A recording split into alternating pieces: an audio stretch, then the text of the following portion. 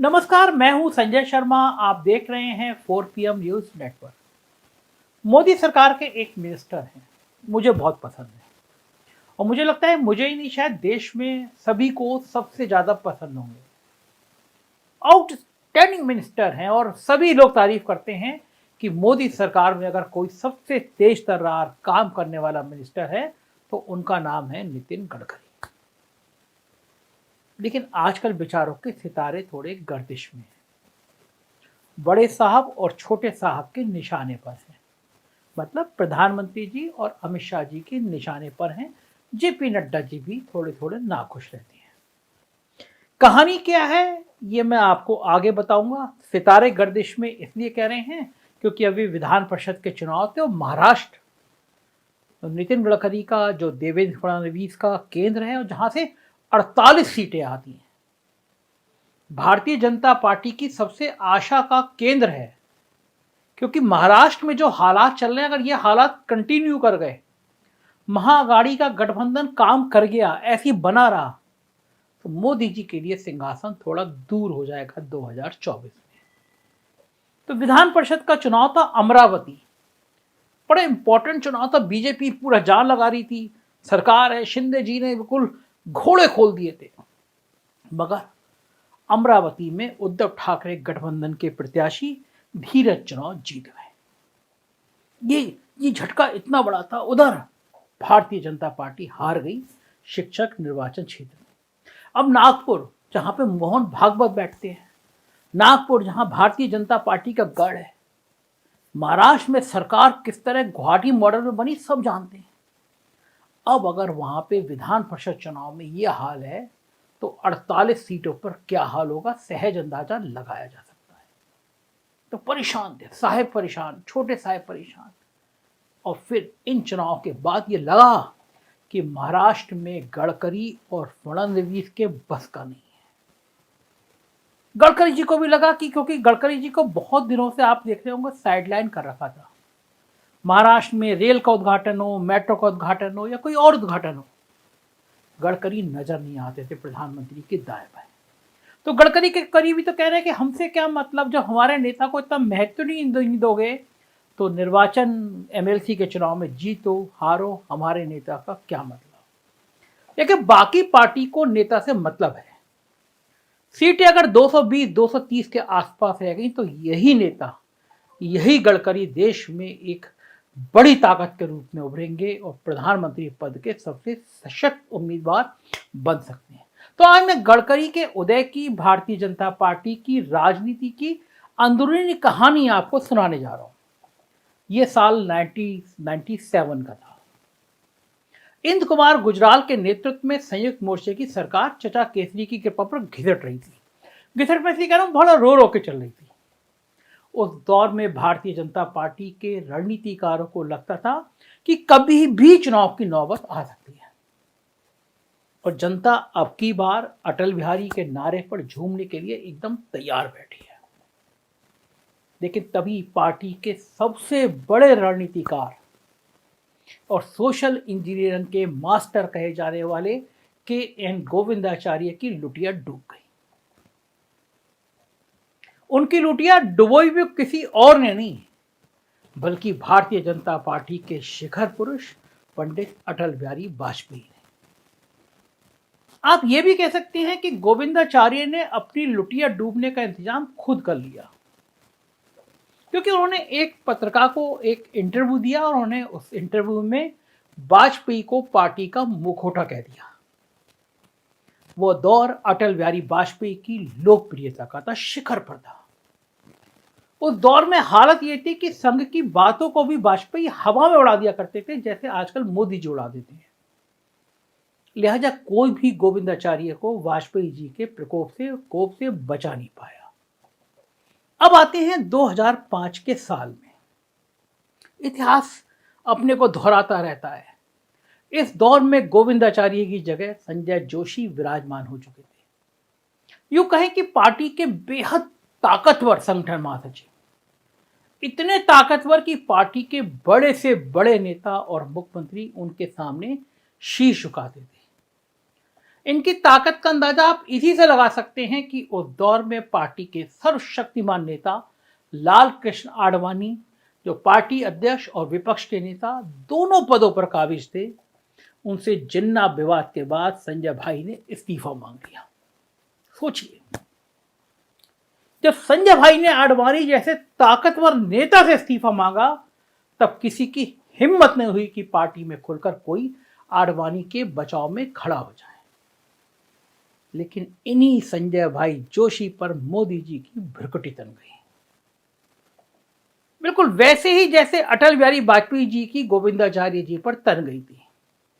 मजबूरन संजय भाई को रुखसत होना पड़ा। हालांकि बाद में आडवाणी जी भी मोदी के आवा मंडल से बच नहीं सके और मार्गदर्शक मंडल में भेज दिए गए, जहां आज भी वो विराजमान है। लेकिन एक नेता है जो ना तो मार्गदर्शक मंडल में है और ना ही भाजपा के संसदीय बोर्ड में। उसके पर कतरे गए उसको संसदीय बोर्ड से हटाकर। ना तो बॉस और ना उनके दोनों टास्क मास्टर की गुड बुक में है, मतलब ना मोदी जी, ना अमित शाह, ना जेपी नड्डा की गुड बुक में है और ना ही मुकेश अंबानी और अडानी के करीबी हैं। लेकिन फिर भी अभी तक जमे हुए हैं।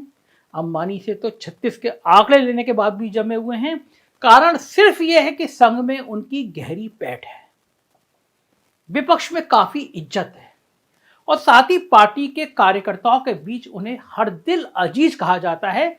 जो काम उनको दिया जाता है उसे पूरे दिल लगाकर करते हैं, मगर उनकी यही सब खासियत, यही शख्सियत अब उनके लिए मुसीबत बनती जा रही है। अब वो दौर नहीं रहा जब वो कॉमरेड एवी वर्धन के पास घंटों बैठकर बातें किया करते थे, दर्शन पे बातें करते थे, राजनीति पे बातें करते थे। पूरी पार्टी उनकी इस कला को एक शख्सियत के तौर पर, एक खासियत के तौर पर देखती थी। बल्कि अब वो दौर है जिसमें बॉस ही मालिक, बॉस ही मैनेजर, बॉस ही अर्थशास्त्री, बॉस ही दार्शनिक, बॉस ही वैज्ञानिक, बॉस ही बॉस के मन की बात, भगवद गीता और भगवान के रूप के बाद भी बॉस। जेपी नड्डा ने कहा था मोदी जी भगवानों के भगवान है। लेकिन ये वाले नेताजी जो है हमारे गडकरी जी, ये सब मानते ही नहीं। इस सारे माहौल को देखने के बावजूद मानते ही नहीं और कहते फिरते हैं कि मैंने ये सड़क बनवा दी, इतने कम खर्च में बनवा दी, इतनी बढ़िया बनवा दी, इतनी शानदार बनवा दी, वगैरह वगैरह। अब बेचारे बॉस को यानी मोदी जी को क्रेडिट देते नहीं। लिहाजा अब खतरा मंडराने लगा है कि कहीं इनका हाल भी गोविंदाचार्य या संजय जोशी जैसा हो ना जाए। गडकरी जी के भविष्य को लेकर तमाम तरह की चर्चाएं चल रही हैं। वो तो भला हो पिछले 10 दिनों से अडानी वाली लड़ाई के बने माहौल का, जिसमें बॉस खुद परेशान हो गए हैं। वरना 10 दिनों पहले तक ये लग रहा था कि गडकरी जी को मार्गदर्शक मंडल में भेजने की तैयारी पूरी हो चुकी है। सोचिए कितनी बड़ी तैयारी। मगर बड़ा सवाल यह है कि बॉस को गडकरी से इतना डर क्यों लग रहा है। तो आइए आपको समझाते हैं कि इसका असली कारण क्या है। आप जानते हैं कि पिछली बार भारतीय जनता पार्टी को बहुमत से 31 सीटें ज्यादा यानी 303 सीटें मिली थी। इन 303 सीटों में से बंगाल से 18, बिहार से 17 और महाराष्ट्र से 23 सीटें, 23 सीटें मिली थी। मगर इस बार ना तो नीतीश बाबू साथ हैं और ना ही ठाकरे परिवार, ममता दीदी ने अलग माहौल बिगाड़ दिया है। लिहाजा इन तीनों राज्यों से भारतीय जनता पार्टी को कुल मिलाकर सिंगल डिजिट में ही सीट मिलने की संभावना है, ऐसा सभी कह रहे हैं। छत्तीसगढ़ में भारतीय जनता पार्टी को 9, हरियाणा में 10, कर्नाटक में 25 और हिमाचल में 4 सीटें मिली थी। जबकि इन चारों राज्यों में इस बार कांग्रेस की सुनामी चलती हुई दिख रही है। राहुल गांधी की भारत जोड़ो यात्रा के बाद दिख रहा है। देश के बाकी राज्यों में भी कहीं बढ़ने की संभावना नहीं दिखती। अब बढ़ेगी भी कैसे? आप ही बताइए, राजस्थान में 25 में 25 जीते, अब 26 तो हो नहीं सकती, 24 भली हो जाए। लगभग यही हाल गुजरात, एमपी, दिल्ली और उत्तराखंड का है। इन सब जगह 2-4 सीटें कम भले हो जाए, लेकिन बढ़ना तो संभव है ही नहीं। मोटे तौर पर कहें तो भारतीय जनता पार्टी की सीटें कम से कम आज की तारीख में 180 से 220 के बीच सिमटती हुई दिख रही है, ऐसा सभी राजनीतिक पंडित कह रहे हैं। आगे कैसा माहौल रहेगा, 1 साल से ज्यादा टाइम है, कोई नहीं जानता। लेकिन यही 220 का आंकड़ा बिग बॉस यानी मोदी जी के लिए जी का जंजाल बना हुआ है। 180 आई तो अब तो साहब ये सोचकर खुश हो जाएंगे कि चलो हम नहीं तो हमारी पार्टी से कोई नहीं। देश के बॉस भले ना रहे लेकिन पार्टी के बॉस बने रहने की गुंजाइश बची रहेगी। लेकिन यदि 220 तक मामला पहुंच गया तब तो साहब की बॉसगिरी खतरे में है, बॉस की बॉसगिरी खतरे में है। और ये खतरा किसी दूसरे से नहीं बल्कि अपनी पार्टी के 2 नेताओं में से है। एक है नागपुर वाले गडकरी जी और दूसरे हैं चंदौली वाले राजनाथ जी। बेचारे चंदौली वाले तो कड़ी निंदा भी नहीं कर पाते, उल्टे अग्निवीर वाली सेना भर्ती की बदनामी, 4 साल वाली बदनामी भी मुफ्त में उन्हीं के माथे पड़ रही है। पर ये सारा बड़ा किया धरा साहब का हो, लेकिन साहब अभी खुशफहमी में तो रह सकते हैं कि कम से कम चंदौली वाले राजनाथ सिंह जी भविष्य में भी आज की तरह चुप्पी साधे रहेंगे। हालांकि राजनाथ सिंह जी को जानने वाले कहते हैं वो रामविलास पासवान की तरह बड़े मौसम वैज्ञानिक हैं, जानते हैं कि राजनीतिक लहर किधर है।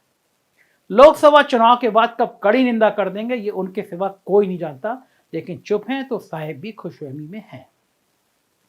लेकिन जहां तक नागपुर वाले यानी गडकरी जी का सवाल है तो उनके बारे में साहब अभी से समझ रहे हैं, जब वो मान नहीं रहे तो भविष्य में माहौल बिगाड़ने पर भला कैसे मानेंगे। वो तो अभी से व्यंग्यवाद चला रहे हैं, कभी कांग्रेस की तारीफ कर देते हैं, कभी कहते हैं राजनीति इतनी गंदी हो गई है अब यहाँ रहने का मन नहीं करता। अब स्वाभाविक है जो एबी बर्दन जैसे खांटी सिद्धांतवादी के साथ उठता बैठता रहा हो, अटल आडवाणी के साथ आदर्शों की राजनीति सीखा हो, संघ की शाखा में आने के बावजूद गांधी जी का प्रशंसक रहा हो, वो कुछ भी हो सकता है लेकिन साहब की हाँ में हाँ तो नहीं मिलाएगा। और जब हाँ में हाँ नहीं मिलाएगा तो उसे 220 से 272 करने में, 220 सांसदों को 272 की संख्या पहुंचाने में देर भी नहीं लगेगी, क्योंकि विपक्ष में भी उनके शुभचिंतक बहुत हैं। फिर साहब गए मार्गदर्शक मंडल में, साहब के साथ उनके दोनों टास्क मास्टर भी गए मार्गदर्शक मंडल में, ऐसा लोग कहते हैं। दरअसल यही वो डर है जिससे गडकरी को भी गोविंदाचार्य और संजय जोशी जी की तरह मौका रहते राजनीतिक बनवास देने की कोशिशें हो रही हैं। मंत्रिमंडल विस्तार कुछ दिनों बाद होने वाला है और देखना यह है कि गडकरी मिनिस्टर रहेंगे भी या नहीं रहेंगे, और नहीं रहेंगे तो क्या शांत रहेंगे या एक बड़ा धमाका करेंगे। राजनीति की सारी घटनाओं पर नजर रहेगी 4PM की। देखते रहिए 4PM।